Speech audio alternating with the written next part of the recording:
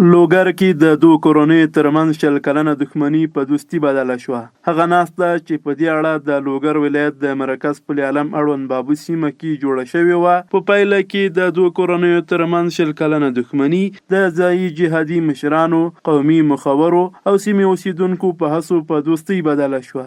ورته مهال دیني عالمانو د مؤمنانو ترمنځ ورورولي او دوستي د اسلام مبین دین اصل یاد کړ او زیاته یې کړه چې دنیاوي او اخروي بریا د هغو مؤمنانو په برخه ده چې له کرکې تیریږي او یو بل ته بښنه وکړي.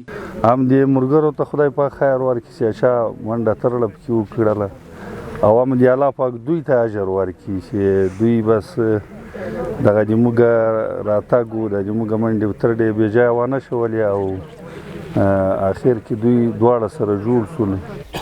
اوس یو مسلمان تکلیف هم برداشت که، زحمت هم برداشت که، د خدای پاک جل جلاله یو بنده ورته ویلې چې خیر دې په دې کې ده، عزت دې په دې کې ده، کامیابي دې په دې کې ده، چې راځه دا مشکل حل کا. د دواړو اړخونو ترمنځ د معلومات او تحقیق په پای کې د صلح په توګه د عفو په ډول فیصله کړه.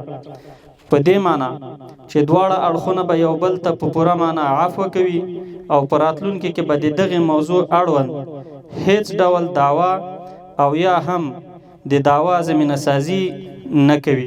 دغه راز په دې دښمنۍ کې ښکېلې خواوې د شته شخړې په حل خوښ دي او وایي چې اوس یې د الله تعالی د رضا لپاره له کوم شرط او دلیل پرته یو بل ته بښنه کړې او د ورونو په څېر به ژوند کوي. زموږ دا فیصله راوکړه یعنې دومره ترې خوشحاله یو که نه چې په کاله کې نه جایږو. اوس خوشحاله په دغه باندې یو چې ذاتي به آزاد ښه ژوند کوو، هغه خلک به له موږ نه ډارېږي، موږ به له هغو نه ډارېږو او آزاد ژوند به کوو او بیا پوله په پوله سره بیخي سره نږدې یو. دغه دښمنۍ 100 کاله دوام لاره چې په پایله کې یو کس ټپي او 3 تنه نور وژل شوي وو.